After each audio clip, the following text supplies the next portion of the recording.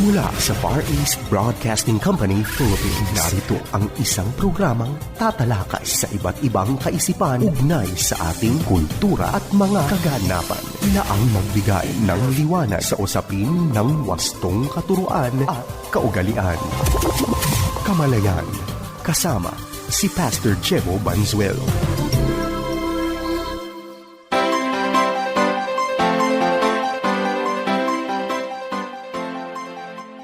Isang mapagpala at mabiyayang araw mga kapatid.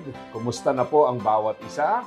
Sana po ay nasa mabuti, maayos at lumalagong kalagayan.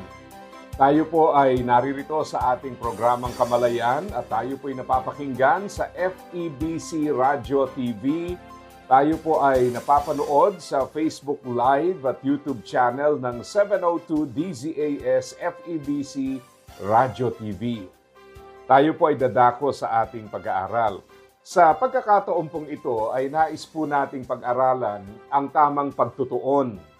Alam niyo po, sabi nga ng isang author, maraming mga buhay ang tila palutang-lutang na wala pong malinaw na direksyon, walang malinaw na ambisyon, walang malinaw na hangarin sa buhay.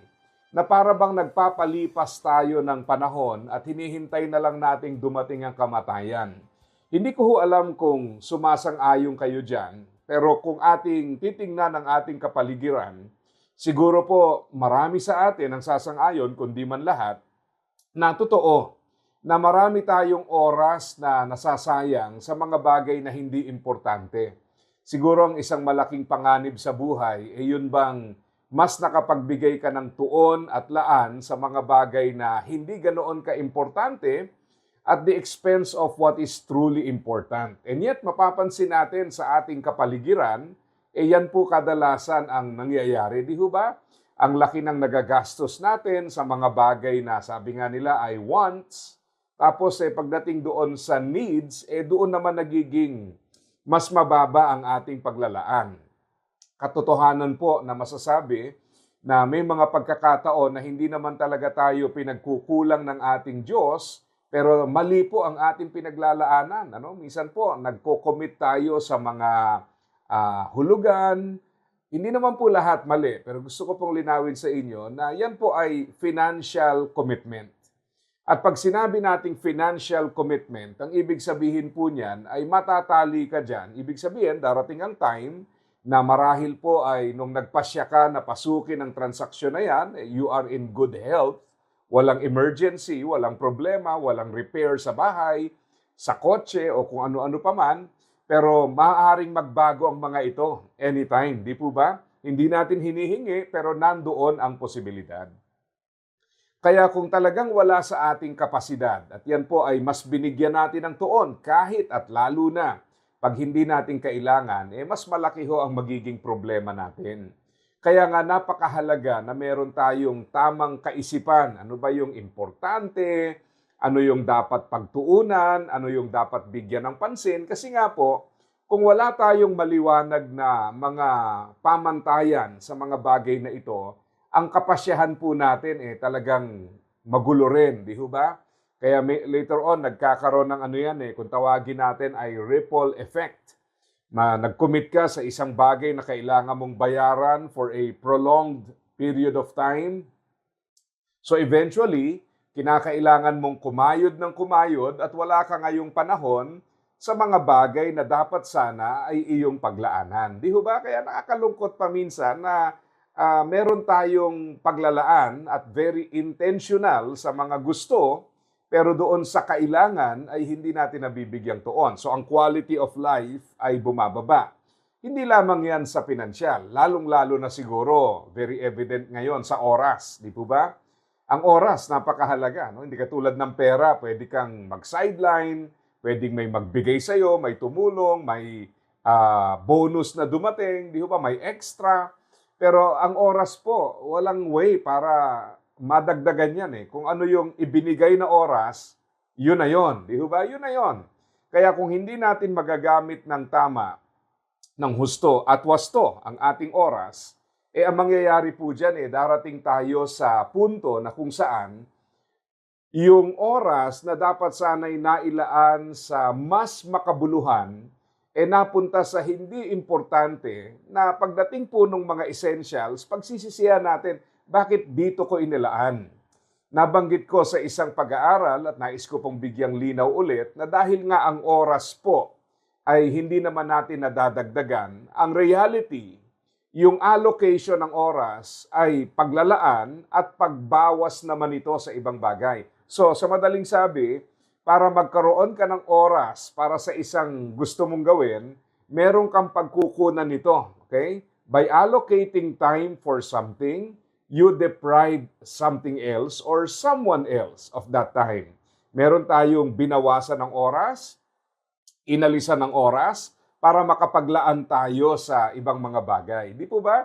Kaya talagang challenging, pagka walang malinaw na paglalaanan, mapapansin natin na ang dami nating nasasayang na oras. Actually, yung isang computation na ginawa natin nung isang beses, di ba? Yun daw, 2 hours a day na nasasayang. No? Pag-isipan nyo, 2 hours a day. Kayo ba ay nagsasayang ng 2 hours a day? Well, pag sinabi nating sayang, syempre, marami hong pakahulugan at pamantayan dyan. Pero isipin po ninyo, mga oras na nalalaan sa hindi naman ganoon ka-importante, pero doon natin binibigay ang ating oras. 2 hours a day is equivalent to 1 month in a year. So, ibig sabihin, kung araw-araw ay meron kang habit, sayangin ng oras, maybe sa education, sa entertainment rather than education, o marahil po ay wala tayong malinaw na, sabi nga, yung mga to-do list for that particular day. Paggising mo pa lang, ang daming oras na nasayang kasi hindi mo naiisip ano yung pwedeng gawin. So, ang tendency po is to not really manage time and then later on to realize we have wasted time. Sino ba magbabalak na magsayang ng isang buwan sa isang taon? Di ba? Ang daming pwedeng mangyari sa isang buwan, sa isang taon. Ang problema lang, hindi natin namamalayan kasi nga 2 hours a day. Yan ay kung 2 hours a day. Pero kung higit pa sa 2 hours a day, then wow, mas maraming oras po ang nawawala. Imagine if 4 hours a day, that's equivalent to 2 months a year. So imagine mo yung nawalang panahon na yun, kung dinevote mo yan to something that is productive, medyo malayo-layo ang iyong mararating. And then, hindi lamang sa pera, hindi lang sa oras, even sa relationships. Sadly, ngayon po ay panahon ng social media. Hindi ko po sinabing mali ang social media, but sometimes ang tendency natin, we spend more time with people that we don't even know. Hindi natin ganun kakilala, hindi natin ganun kalapit sa atin. We don't even know kung anong klaseng tao talaga sila. But sometimes, we spend more time patronizing them, watching kung ano po yung pinapakita nila na marahil po ay hindi iyon na mas makabuluhan sa iyong buhay. Minsan mga pranks lang, And yet, we devote so much of our time. And by devoting much time dito, mas marami pa tayong alam sa mga taong ito kaysa dun sa mga taong nandyan lamang at mas karapat-dapat paglaanan ng oras. So, ang epekto po ng ganitong uri ng mga maling paglalaan, eventually, you will create a life that is not really productive, fruitful, or should be lived according to how God wants us to live it. Kaya nga, ang challenge po sa atin is to consider ang ilang bagay po. Una, kinakailangan po natin ay we have to learn to reevaluate our current level of spirituality. Kumusta yung spiritual nourishment mo? Alam nyo, bakit ba palaging sinasabi yung spiritual? Gaano ba kahalaga ito? Alam nyo po, marami sa mga bagay sa buhay natin, talagang masasabi natin na pag wala tayong malalim na espiritualidad, itong mga bagay na ito will also suffer. Actually, halos lahat Di ba? Halimbawa, bakit ka magiging good steward of time? Bakit magiging good steward of money? Bakit ka magiging good steward of relationships? Ang reason po doon ay sa kadahilanan na kinoconsider natin na ito pong mga bagay na ito ay pag-aari ng Diyos, pinagkatiwala sa atin, may pananagutan tayo sa Kanya. So kung wala po yung sense of accountability sa ating Panginoon, eventually ang magiging determinant ng kung paano gagamitin ang panahon, ang lakas, etc., ay walang iba kundi ang ating sarili na lamang. Kaya nauwi na lang tayo dun sa ano yung gusto natin, ano yung preference natin, ano yung nagpapasaya sa atin. Kasi nga, tayo na yung naging pamantayan. Pero kung meron kang kaugnayan sa Panginoon, siya ang iyong Panginoon at tagapagligtas, maliwanag sa iyo that you live for the glory of God. So how you utilize your time, your talents, even your treasures, kailangan aligned sa gusto ng Panginoon. So that way, nagiging meaningful. So you have to reevaluate, kumusta yung spiritual life mo? Are you spending time with God, learning, growing, and being transformed by the Word of God? Pangalawa, you have to realize full personal responsibility. Siguro ang isang kalaban dito yung lagi nating nasisisi yung iba. Si pastor kasi, si brother kasi, si sister kasi, sila kasi. Para bang lagi tayong biktima na kung di dahil sa kanila, hindi tayo ganito. Well, maybe meron silang responsibility. Maybe meron po silang kailangang mas mainam na ginawa. Pero ang katanungan po, ano naman ang dapat mong ginawa? Di ba? Hindi pwede yung palagi na lang tayong nagtuturo, nagsasabi na sila kasi, bakit ganoon, bakit ganyan ang kanilang desisyon, na apektuhan tayo. Ang totoo po, you have to take responsibility. Dahil ang isang taong hindi nagte-take ng responsibility will just go around and be controlled or be affected by the decisions of other people. Kaya nga sa Bible, napakaliwanag nun, meron tayong responsibility. Palaging ang ina-address is tayo. Do not be conformed. Offer your bodies as a living sacrifice. God is talking to us. Hindi po sa mga taong sinisisi natin, pinagsasabihan natin na sila ang responsible, tayo po mismo. So, magandang katanungan, ikaw ba yung tao na nagte-take ng responsibility? Do you take responsibility for your actions? Di ba? Kasi at the end of the day, buhay mo yan eh. Ikaw ang mananagot sa Diyos. Hindi mo pwedeng isisi at isisi sa iba. Well, maaari nga na meron silang parte. Maaari. Pero hindi po ibig sabihin na wala ka ng parte at wala kang control. Meron at meron tayong responsibility na kinakailangan po nating gampanan ng merong kaayusan. Okay? Number 3, we have to refocus on eternal goals.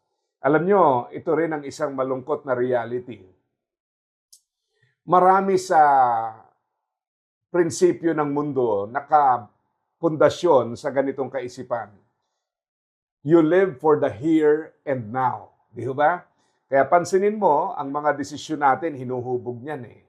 Pwede mo naman mabili later on ang isang bagay, maybe at a cheaper price, pag hindi na siya ika nga ngayon, siya yung sikat, later on, pagka medyo nag-die down na, hindi ka naman kailangan makipagsabayan, ma-acquire mo rin at a lower price. Pero ang pinupush sa atin, you must have it now. Di ba?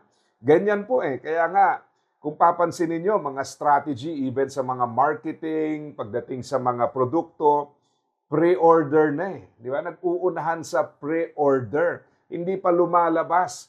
Inuubos na nila at nauubos naman ang mga produkto, lalong-lalo na sa mga gadgets. At bakit po nagkakaganon? Kasi nga, nandun yung desire. Hindi pa lumalabas, people want to be the first.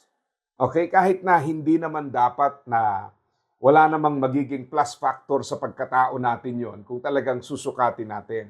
Ano pa? Minsan po, ang iniisip natin yung spend now and then suffer later. Di ba? Yung mga, okay, kaya ko ngayon yan. Tapos later on, kuba ka nakababayad dyan. So ang sinasabi natin mga kapatid, masyado nang short-sighted ang tao ngayon. We are so enticed by what we have here and now. We want it immediately to the point na nakakalimutan natin na meron pang eternity. Di ba? We have to refocus on eternity. Kailangan nating isiping muli ano ba yung mahalaga sa ating Panginoon. If you remember yung tinalakay natin about the rich fool a few episodes ago, sinabi nga ng Panginoon, hangal ka, mamamatay ka ngayon. Saan mapupunta lahat yan? Di ho ba? Only to realize na, saan nga mapupunta? So, ibig sabihin, larawan niya ng isang tao na naging short-sighted, hindi niya inisip yung buhay matapos yung buhay dito sa mundo. Hindi naman dito nagtatapos eh. Meron pa eh. Kaya nga, napakahalaga po that we refocus on eternal goals. Number 4, restrain from sinful and wasteful lifestyle. Ulitin natin, restrain from sinful and wasteful lifestyle. Now, minsan po, nakakalungkot, pero ang resources na binibigay ng Panginoon, nagagamit pa sa pagkakasala sa Panginoon. In what sense? Ganito po yan. Pag sinabi kasi nating kasalanan, ang ibig sabihin po sa original is missing the mark. Dalawang bagay. Yung bawal na ginagawa mo at yung ipinaggagawa na hindi natin nagagawa. So mapapansin mo sa parehas na aspeto, ang dami natin pagkukulang. May mga tao na kung kailan pinagpala at saka naman nawala ng panahon kay Lord. Nagkaroon ng budget na gamit sa mga bagay na labag sa kalooban ni Lord. Or sometimes, mga bagay na nagko-complicate ng buhay natin to the point that we no longer have time for God or time for what is truly important. Kaya po, minsan mapapansin mo, nahuhulog tayo sa ganitong uri ng pamumuhay na yung puso natin ay nagke-crave sa mga maling bagay, naghahanap ng mga maling bagay, and in the end, ang question po natin, ano naman ang napala natin sa mga bagay na ito? Di ba? Nakakalungkot isipin na pwedeng mangyari sa atin yan. There is always that threat kung hindi tayo magiging maingat. Kaya po yung sinful and wasteful lifestyle. I remember many years ago, meron po akong nakilala na nagtanong siya. He wanted to buy a sports car, kotse. Sabi niya, Pastor, money is not a problem. Okay, so kaya niyang bilhin.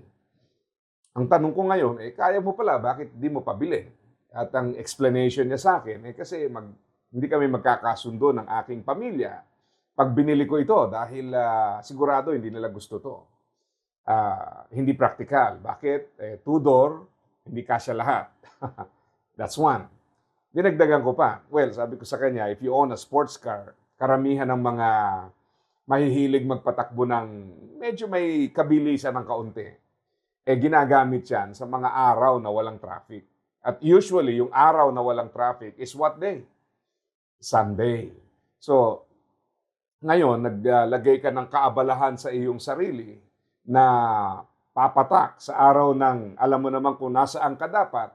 Ang nangyayari ngayon is, kung dati ay kaya mong makadalo at walang komplikasyon, now you add something that will create a complication and maybe even competition to what is truly important. Kaya minsan, pag hindi talaga tayo nag-iisip, is this a wasteful lifestyle? Am I looking at the eternal goals? Pag hindi natin kinoconsider ang mga bagay na ito, alam niyo nangyayari? Ang nangyayari po kadalasan ay natatali tayo nagki-create tayo ng senaryo na kung saan mas mahirap ang sumunod. Ang mas mainam na larawan po ng Christian life, habang tumatagal, mas dumadali sana ang pagsunod Bakit? Kasi mag-uumpisa ka na may mga bagay na kailangang tanggalin, alisin, wag nang pasukin, wag na mag-commit doon. So, pag ginawa mo yon, habang tumatagal, wala na yung mga complication, wala na yung competitions, di ba? Hindi mo na matatagpuan yung sarili mo na nagdadahilan kasi ganito, kasi ganyan. Bakit po? Because you have removed the obstacles. Pero pag hindi po natin kinonsider ito, ano mangyayari sa atin? Eventually, habang tumatagal, parang mas pahirap ng pahirap ang pagsunod. At bakit nagkakaganon? Sa halip na dumali, bakit mas mahirap? Kasi may mga bagay na wala ngayon, na marahil po madali ang pagsunod sa iyo ngayon, dinagdag mo sa buhay mo, and later on, obedience becomes difficult. Why? Because you have flooded your life with things that do not align with God's will. At dahil po doon, nahihirapan tayo. Hindi ba yung parable of the sower nahulog sa matinik? The lure of wealth and the busyness of life. The busyness of life. Kaabalahan ng buhay. Titingnan ko yung mga anak ko, lalong-lalo na yung bunso. 8 years old. Walang masyadong kaabalahan. Gaaral, of course. Pero hindi ganoon. He has a lot of time sa kanyang buhay. At pag tiningnan mo yung, halimbawa, kung gagawa ka ng schedule for the year, walang masyadong mga nakalagay na kung ano-ano doon. Kasi every day. No? Pero later on, habang tumatanda tayo, we fill up those calendar squares. No? Yung mga dates sa kalendaryo. Lagay tayo lalagay, lakad dito, punta rito, commit dito, gagawin to. And eventually, what happens? Magugulat tayo na, uy, wala akong oras para dito, wala akong time para dito. Why? Not because you don't have time. Ang problem po is that you have made your life complicated. Hindi natin na-streamline yung buhay natin para mas maging madali ang pagsunod. We have added things that may not align with God's will, and then later on, we struggle with complications and competitions to obedience. Yan po ang reality. Kaya maganda yung sinabi ng Hebrews 12, di ba? Let us throw off any sin that pulls us down and whatever hinders our progress, and run with endurance the race that is set before us.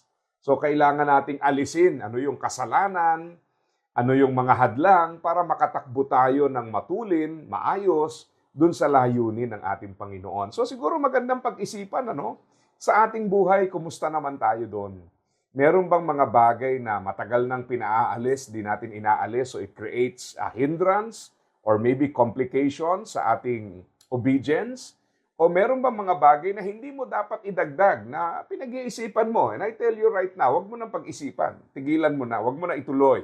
Kasi pag tinuloy mo yan, you may be happy for the moment, but eventually, nandyan na ang mga komplikasyon na.